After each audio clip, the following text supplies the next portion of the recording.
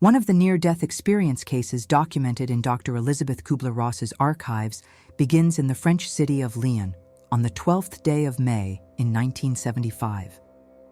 Europe was then living through a period of profound scientific and philosophical transformation as research into death and dying began to challenge centuries of medical silence surrounding the end of life.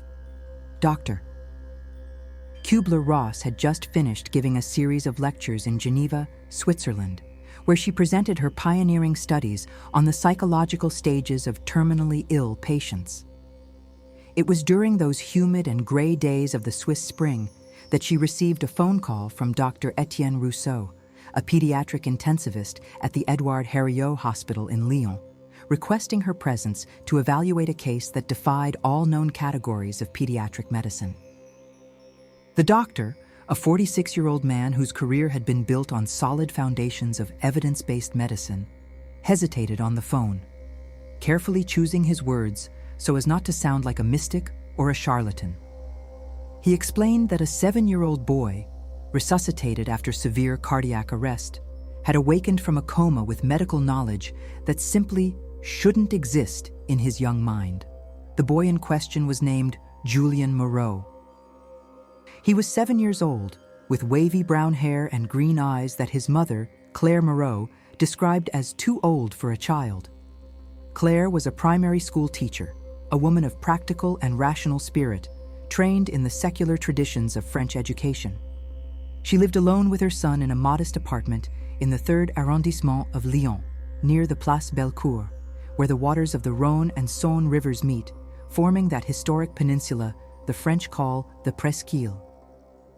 The life of mother and son unfolded with the predictability common to working families of that decade, marked by school routines, simple meals, and Sunday strolls through the city gardens.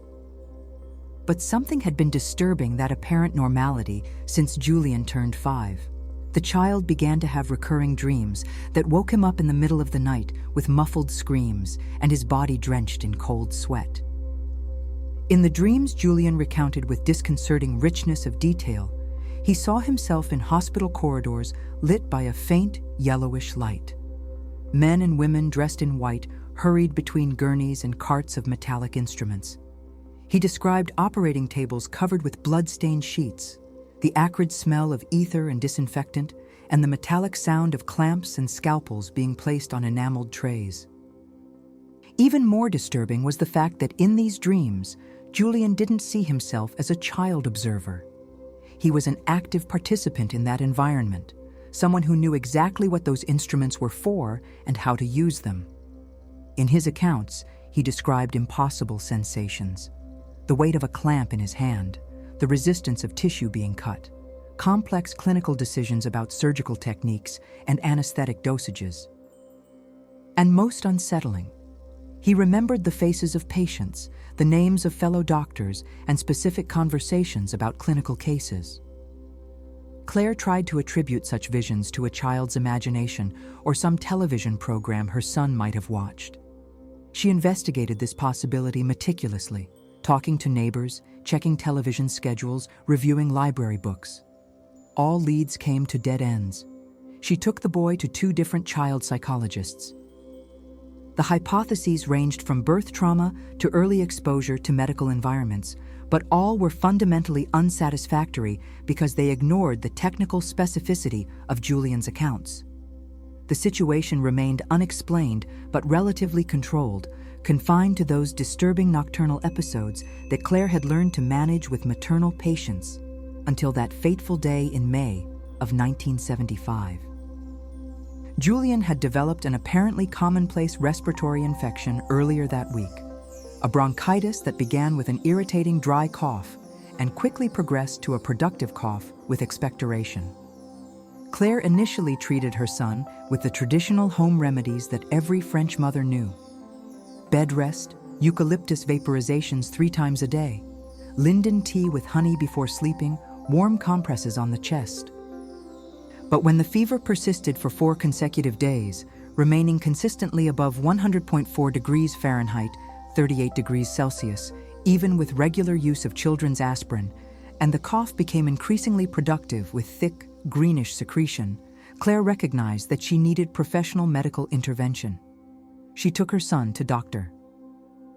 Marchand, a family physician who saw patients in a modest office 3 blocks from their apartment, on the ground floor of an old building whose walls reeked of mold and disinfectant. Dr. Marchand examined Julien with the efficient routine of decades of clinical practice. He listened to his lungs using a cold metal stethoscope that made the boy shiver when pressed against his skin, percussed his chest with experienced fingers, listening for subtle differences in resonance that indicated the presence of secretion in the bronchi, and examined his reddened and inflamed throat with a wooden tongue depressor. His diagnosis was secondary bacterial bronchitis, likely a complication of an initial viral infection. He prescribed a penicillin-class antibiotic, specifically ampicillin in oral suspension, at a dosage of 250 milligrams every 8 hours for 10 days. He explained to Claire that she should shake the bottle well before each administration, measure the dose carefully using the provided dosing spoon, and ensure that Julien completed the entire course of treatment, even if symptoms improved sooner. It was a routine prescription, a standard treatment for bacterial bronchitis in children at that time, repeated thousands of times daily in doctors' offices across France. There was absolutely no reason to suspect that this prescription would trigger a sequence of events that would permanently change the lives of everyone involved. The medication was administered for the first time at 7 in the evening on that Monday in May, after the simple dinner of vegetable soup and bread that constituted the family's usual meal. Julien complained about the bitter taste of the antibiotic suspension, making exaggerated faces that would normally make Claire smile, but she insisted that he swallow all of it, followed by a glass of water to remove the unpleasant flavor. The next 3 hours passed normally. Julien watched a children's program on television, took a warm bath with his mother's assistance, put on his blue and white striped pajamas, and went to bed around 9 o'clock. Claire remained in the small living room, grading her students' papers under the yellowish light of the desk lamp, listening through the thin wall to the gradually regularizing breathing of her son falling asleep. At 10 o'clock, she heard a sound that made her immediately drop the red pen she was holding. It was Julien coughing, but not the productive cough of the bronchitis she was already familiar with. It was something different, a strangled, desperate sound of someone trying to breathe, but unable to. Claire rushed to her son's room and found him sitting up in bed, his hands clutching his throat in the universal gesture of choking, his eyes wide with terror. His skin, normally fair with a slightly pink tone, was starting to take on an alarming paleness. She could see reddish hives rapidly spreading across the boy's neck and face, irregular patches that seemed to grow and merge as she watched. Julien's face was beginning to swell, particularly around his eyes and lips, giving him a grotesque, unrecognizable appearance. Claire, paralyzed for only 2 or 3 seconds of incomprehension, suddenly understood what was happening. An allergic reaction, anaphylactic shock. Her son was dying in front of her eyes. She picked him up in her arms with almost violent force, wrapped him in the blanket because there wasn't time to dress him properly, and ran downstairs, descending the 5 flights of stone steps worn by a century of use while screaming for help, though she knew no neighbor could do anything at that moment. The 8 blocks separating her apartment from the emergency room of the Edouard Herriot Hospital had never seemed so long.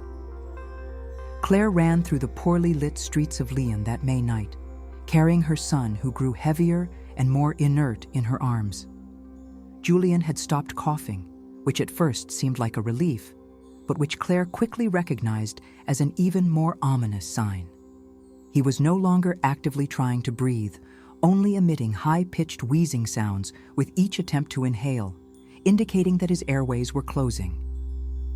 Occasional pedestrians on the streets looked on with expressions of shock, but no one offered concrete help, because what that scene obviously required was beyond what any passerby could provide. Claire doesn't remember exactly how she reached the hospital. The details of those minutes always remained hazy in her memory, as if her brain had decided to spare her the torture of a precise recollection of that desperate race against death. What happened next was documented with surgical precision in the institution's medical records, every detail noted in almost illegible medical handwriting that Claire would later struggle to decipher when she requested a copy of the chart. Julian was admitted to the pediatric emergency room of the Edward Herriot Hospital at 10:37 p.m., the time precisely recorded by the triage nurse who immediately recognized the severity of the situation. The child presented with a classic clinical picture of rapidly progressing anaphylactic shock, angioneurotic edema of the glottis with inspiratory stridor audible even from several feet away, generalized urticaria covering more than 80% of his body surface, severe hypotension with systolic pressure of 60 millimeters of mercury, when the normal for his age would be at least 90, a heart rate of 160 beats per minute, indicating desperate cardiovascular compensation, and evident perioral cyanosis, with his lips and fingertips turning bluish due to inadequate oxygenation. The pediatric emergency team, led by Dr. Etienne Rousseau, who was on duty that night by a coincidence he would later describe as providential or cursed, depending on his philosophical disposition, immediately recognized they were dealing with a life or death situation with a therapeutic window measured in minutes. Dr. Rousseau was a 15-year veteran of pediatric intensive care medicine, a man whose technical competence had been forged in hundreds of similar emergencies.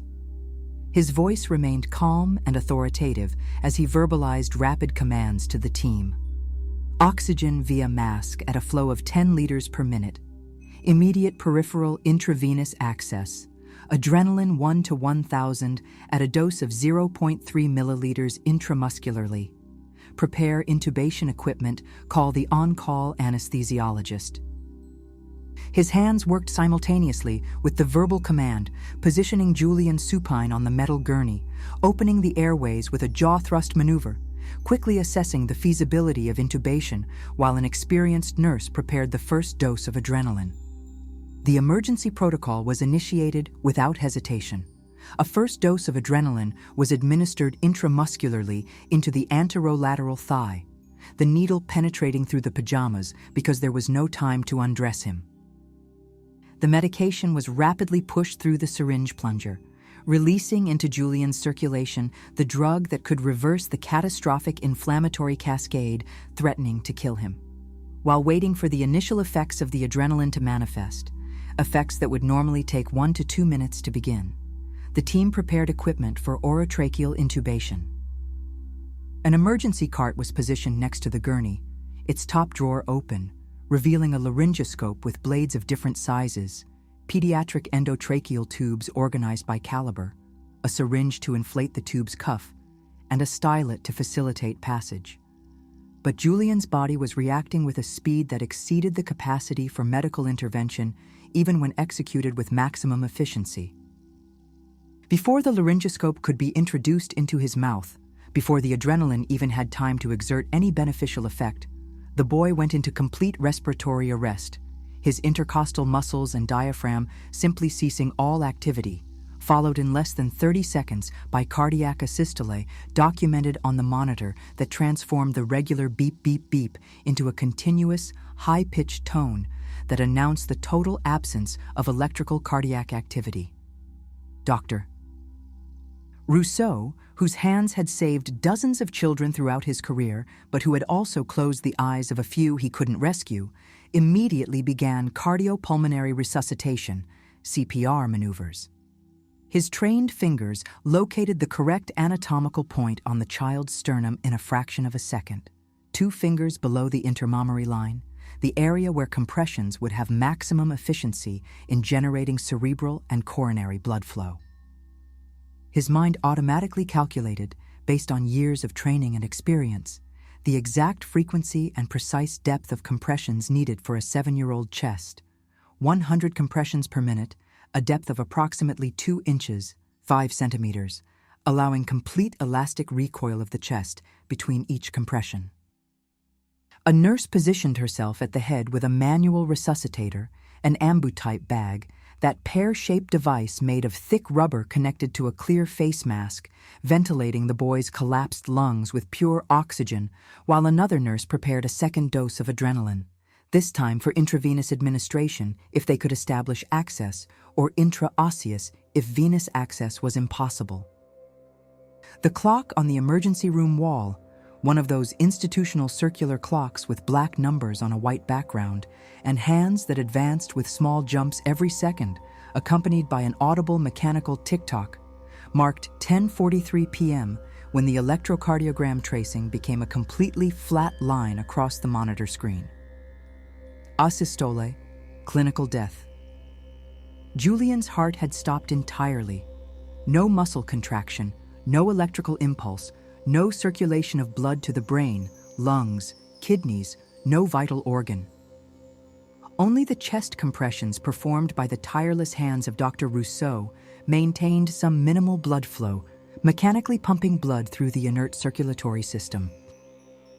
Claire Moreau, physically restrained by two nursing assistants who held her arms with necessary but gentle firmness outside the resuscitation room because family members cannot be present during resuscitation procedures, watched through the small rectangular glass window in the metal door, the scene that every mother fears witnessing, but that no psychological preparation can truly cushion. Her son lay inert on the metal gurney, the small, pale 7-year-old body surrounded by adult hands working with controlled urgency to bring him back to life, while that continuous, high-pitched tone from the monitor echoed in the room like a funeral siren announcing that life was escaping despite all efforts. The next 3 minutes were recorded in the medical chart with the descriptive coldness typical of official clinical documents, technical and objective language that mentions procedures performed, medications administered, vital parameters monitored, but which cannot capture, because medical language has no vocabulary for it, the existential weight of every second a life remains suspended between two worlds, between being and non-being, between presence and definitive absence. Doctor. Rousseau continued chest compressions without interruption, mentally counting the cycles of 30 compressions followed by 2 ventilations with the ambu bag, a rhythm he had practiced so many times in training simulations that it had become automatic like breathing. His voice continued verbalizing short commands to the team, although he was already beginning that mental calculation that every intensivist eventually has to make. How long to continue, when to recognize that additional efforts will be futile, when to allow death to win. The second dose of adrenaline was administered directly into the circulation through an intraosseous needle inserted into the proximal tibia, a technique reserved for desperate situations where peripheral venous access becomes impossible due to circulatory collapse. The special needle, thicker and stiffer than conventional needles, was inserted through the skin, the periosteum, and finally the cortical bone with a firm rotating motion until it penetrated the medullary cavity where it could release medications that would be rapidly absorbed by the bone's rich vascular network.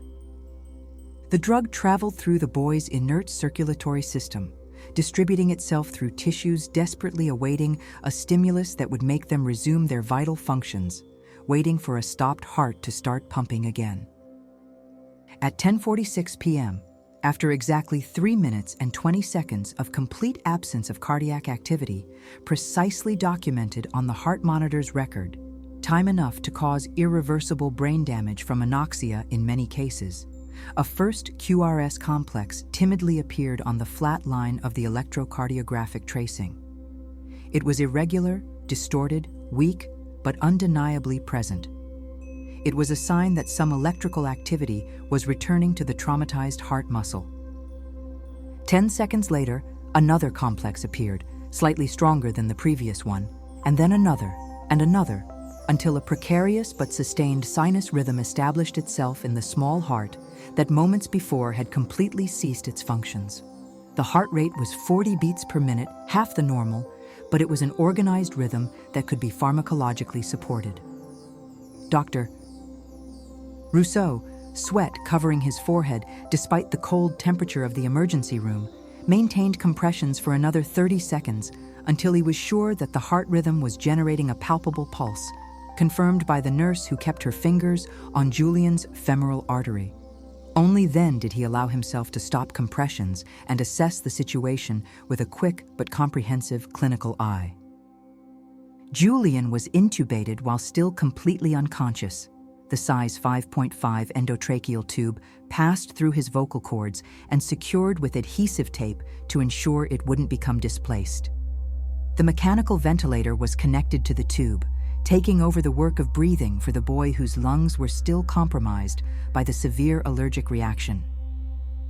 The machine cycled with a regular mechanical rhythm, insufflating the lungs with a mixture of oxygen and air at a rate of 20 breaths per minute, each cycle accompanied by the characteristic hiss of the pneumatic valves and a slight rise of the child's chest. Julian was then transferred to the hospital's Pediatric Intensive Care Unit, PICU, carried on a mobile gurney through corridors lit by fluorescent light that buzzed faintly, passing through double doors that opened automatically, until he reached the isolated room reserved for critical cases where he could be continuously monitored. Dr. Rousseau completed his clinical records with the meticulousness of someone who knows that every detail can be crucial not only for subsequent treatment, but also for legal protection should anything go wrong. He noted the exact times of each intervention with minute and second precision, the specific dosages of medications used, including the lot and expiration date of the vials, the vital parameters before, during, and after resuscitation, the characteristics of the heart rhythm when it returned, and the pupillary response to light before intubation. In the fields reserved for clinical observations and diagnostic impressions, he wrote a single sentence that summarized the uncertain prognosis awaiting the child he had just brought back from death. 7-year-old male pediatric patient presented with cardiorespiratory arrest secondary to anaphylactic shock with a total cerebral anoxia time of approximately 3 minutes and 20 seconds. Successfully resuscitated after advanced life support maneuvers. Maintains post-anoxic coma of undetermined etiology. Brain function to be assessed over the next 24 to 48 hours. Neurological prognosis reserved. It was coded medical language that meant, we don't know if this boy will have a functional brain when he wakes up, if he wakes up at all. Medicine in the 1970s still lacked the cerebral imaging diagnostic resources that would become common decades later. There were no computed tomography, CT scans available at that hospital in Lyon, a revolutionary piece of equipment that was only beginning to be installed in a few elite medical centers around the world. Much less magnetic resonance imaging, MRI, a technology that was still in the experimental phase in research laboratories. The electroencephalogram, EEG, was the only instrument available to assess brain activity, but even that exam would have to wait until Julian was more stable. For now, the neurological prognosis would depend entirely on clinical observation. It would be necessary to wait for him to wake up spontaneously from the coma and then assess through physical examination and interaction whether his cognitive functions had been preserved or if the cerebral anoxia had caused irreversible damage. 3 minutes and 20 seconds might seem like a short time, but for neurons deprived of oxygen, it is an eternity in which massive cell death can occur. Claire remained by her son's bedside throughout that endless night that seemed to last entire weeks compressed into 12 hours of darkness. The pediatric intensive care room had that particular atmosphere of hospital places where life and death constantly negotiate their territories. The penetrating smell of iodopovidone mixed with alcohol and latex, the cold bluish lighting emitted by fluorescent lamps that were never fully turned off even at night, the constant mechanical sounds of ventilators and monitors creating a technological symphony that should have been comforting, but only increased the anxiety.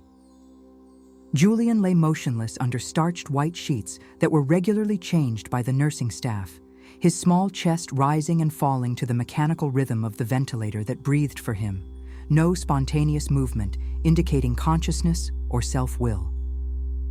Transparent tubes of various calibers connected his fragile body to bottles of glucose, and Ringer's lactate solution hung on metallic stands, and to infusions of medications that dripped at a controlled rate by electronic pumps that occasionally beeped when a parameter went outside the expected range.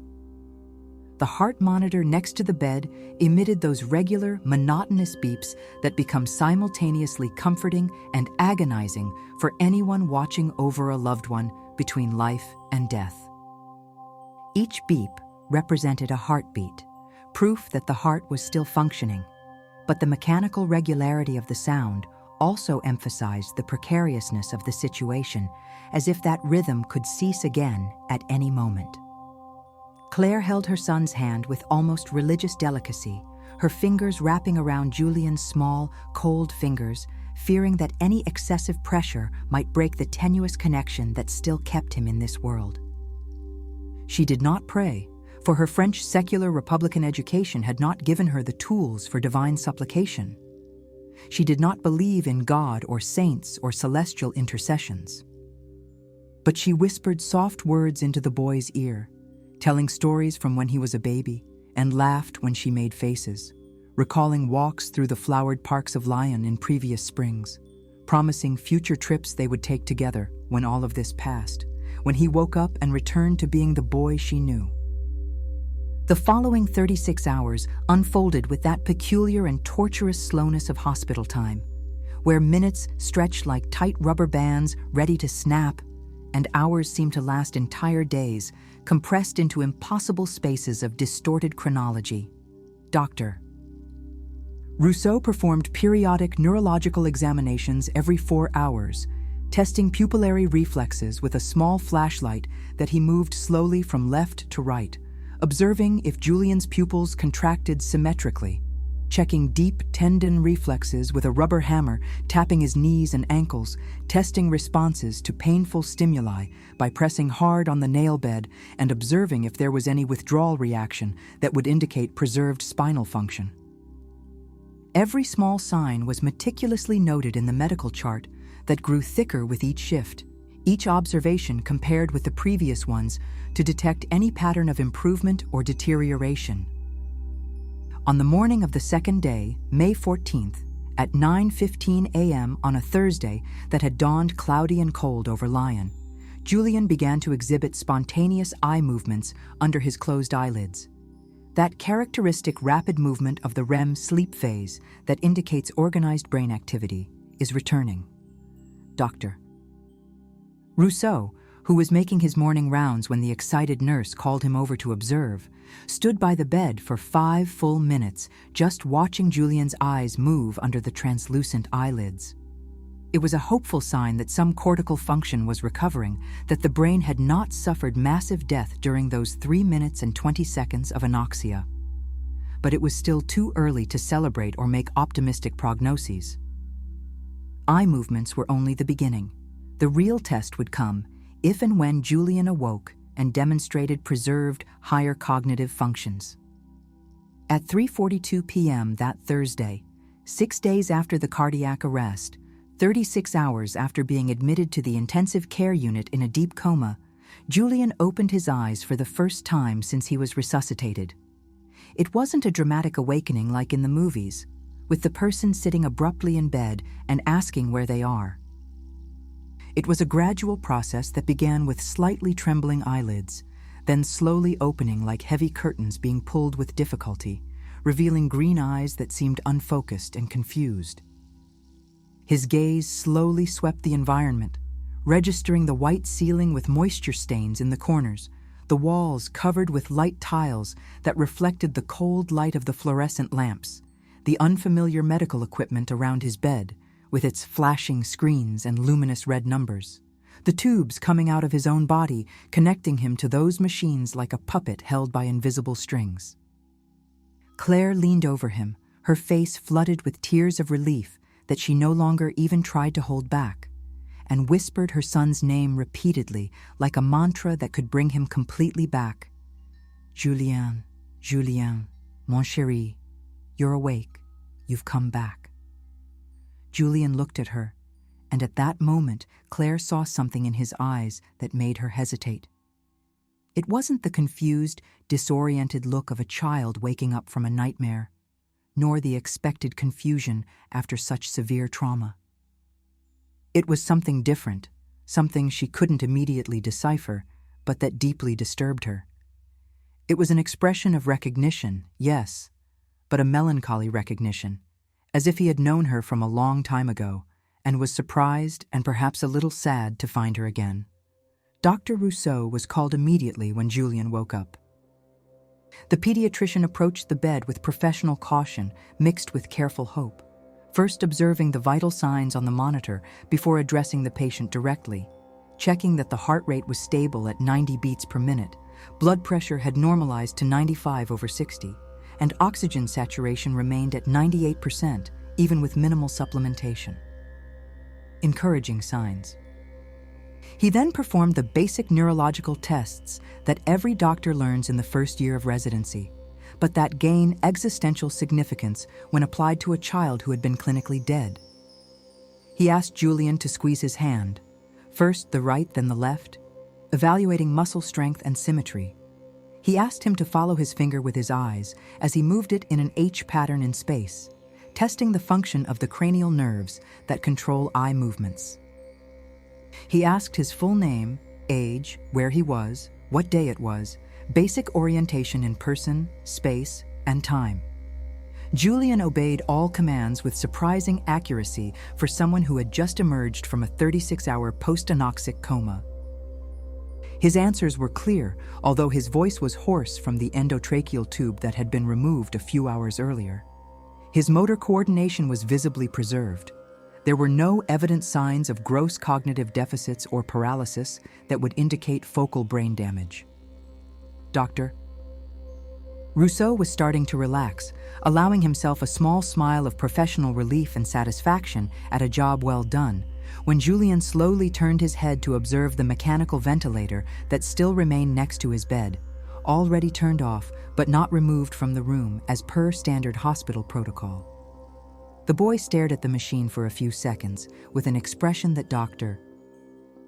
Rousseau couldn't interpret, a mix of curiosity and nostalgia. And then, in a voice still hoarse but perfectly articulated, he said something that made the doctor furrow his brow in deep incomprehension. Julien said, with the quiet intonation of someone making a casual technical observation about familiar equipment, "The Ambu bag is lighter than the one I used to use.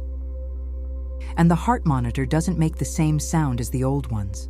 Those made a mechanical tick-tock, these make an electronic beep."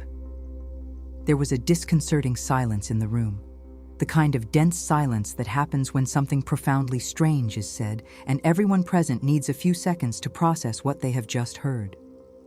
Claire looked at Dr. Rousseau, seeking understanding, or at least a sharing of her confusion, but found only perplexity reflected in the face of the doctor, who now looked at Julien with a completely different expression, no longer professional satisfaction, but alerted scientific curiosity. The pediatrician approached the bedside again, this time with a different kind of attention, less clinical and more investigative, and asked Julien in a carefully neutral voice what he meant by that, where he had used an Ambu bag before, and how a 7-year-old child knew the specific technical term for a manual resuscitator, vocabulary that not all lay adults would know. Julien looked at the doctor with that same ancient expression that Claire was beginning to recognize more and more frequently in her son, an expression that didn't belong on a child's face but was there nonetheless, and responded with disconcerting simplicity that he couldn't quite explain it, but he remembered using that instrument many times. He recalled that the older model he used was heavier and made of thicker, less flexible rubber, and that it needed to be squeezed harder to adequately ventilate an adult's lungs, and that the cardiac monitors from back then made a different sound because they were mechanical and not electronic like the modern ones. Doctor. Rousseau slowly sat down in the chair next to the bed, momentarily forgetting the other 6 critical patients awaiting his attention in the intensive care unit, forgetting the phone that was ringing insistently at the nursing station, forgetting everything except that 7-year-old child who had just demonstrated technical knowledge he simply should not possess. He asked in a gentle but firm voice for Julien to continue, to describe what else he remembered about this medical equipment and where he had used it. And the boy began to speak, initially with hesitation, as if he were sorting through deep layers of hazy memory, but then with increasing fluency and detail that left everyone present simultaneously fascinated and disturbed.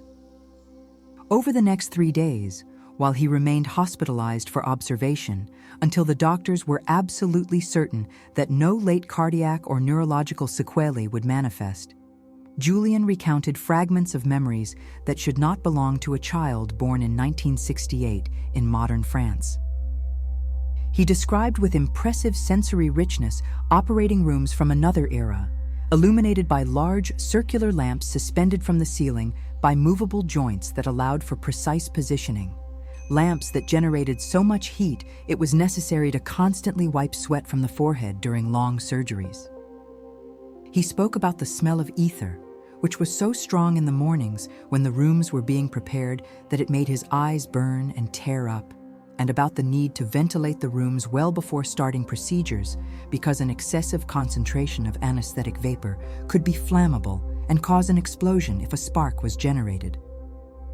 He mentioned suture techniques he had learned from an older surgeon, whose name he still couldn't completely recall, but whose enormous hands and surprisingly delicate fingers he could visualize with photographic clarity. Specific surgical knots for different types of tissue, the importance of leaving long ends when suturing arteries to facilitate later removal if an infection developed. He spoke about the importance of meticulously washing hands with carbolic soap before any surgical procedure, a ritual he described in detail. Scrubbing under the nails with a stiff bristled brush, washing up to the elbows, always moving the hands upward, rinsing with running water for a minimum of 3 minutes, timed by a sand hourglass that sat next to each sink in the surgical changing room. He described patients who arrived with severe traumatic injuries, some resulting from industrial accidents in the factories he said surrounded the hospital where he worked, others from car accidents on the poorly paved roads of the time, and a few with injuries he vaguely mentioned as being related to remnants of the war, although he did not elaborate much on what war this might be. He recounted amputation surgeries that needed to be performed quickly to prevent patients from dying of hypovolemic shock before the procedure was completed, describing the technique in sequential steps. First controlling major blood vessels with vascular clamps, then sawing the bone at the appropriate point, leaving enough soft tissue margin to cover the stump, then rounding the bone edges with a rasp to prevent perforation of the overlying skin during healing, and finally suturing muscles and skin in layers to create a stump that would allow for future use of a prosthesis. This was detailed surgical knowledge that even advanced medical students would struggle to verbalize with such precision. Julian mentioned names of medical colleagues and nurses he worked with, describing the personalities and idiosyncrasies of each, with a specificity that suggested familiarity built through years of professional coexistence. He spoke with particular affection about an older doctor he called Dr. Lambert, a man who taught him not only surgical techniques, but also a philosophy of humanized medicine, who had a habit of smoking a meerschaum pipe between surgeries, filling the changing room with the sweet aroma of Dutch tobacco that he imported at an exorbitant price but considered his only justifiable vice. He described nurses who worked with almost religious dedication despite miserable wages and precarious working conditions, women who maintained iron discipline in the operating rooms and who could anticipate the doctor's needs before they even verbalized them. He specifically mentioned a head nurse named Marie, a severe-looking woman who was deeply compassionate with patients, who had penetrating blue eyes and hands that were always cold even in the hottest summer. He recounted specific clinical cases that had apparently marked his emotional memory deeply. A young factory worker who survived an accident at the textile mill but lost both hands and had to relearn how to live with rudimentary prostheses. A pregnant woman who arrived with a bleeding placenta previa and for whom he had to choose between saving the mother or the baby in an era before safe C-sections, and a 5-year-old child with a perforated appendix who developed peritonitis and died despite all efforts because effective antibiotics did not yet exist. There was genuine emotion when he recounted these cases, not a performative or manufactured emotion, but the visceral emotional weight of a medical professional who carries with him the memories of successes and failures that defined his career and shaped his soul. The most disconcerting aspect was the constant alternation between two voices, two completely different linguistic registers. At certain moments, Julian clearly spoke like a 7-year-old child, using simple vocabulary and childlike grammatical structures to describe emotions and impressions. But at other times, often in the middle of the same sentence, his voice would take on a different, deeper, and more authoritative tone, and he would begin to use sophisticated medical technical vocabulary, complex verb conjugations, and elaborate syntactic structures typical of a highly educated adult discussing professional matters with colleagues of the same level. Dr. Rousseau recorded several of these conversations with Julian using a portable cassette tape recorder, a relatively new technology at the time, but already available for medical documentation. The tapes would later be transcribed and analyzed meticulously, becoming central documents in the study of the case. He also requested a formal psychiatric evaluation, not because he believed Julian was psychotic or delusional, but because he needed a specialist opinion on the nature of those extraordinary memories. The consulting psychiatrist, a middle-aged woman specializing in child psychiatry, conducted 3 interview sessions with the boy and concluded in her report that he showed no signs of psychotic disorder, pathological dissociation, or confabulation typical of brain injury.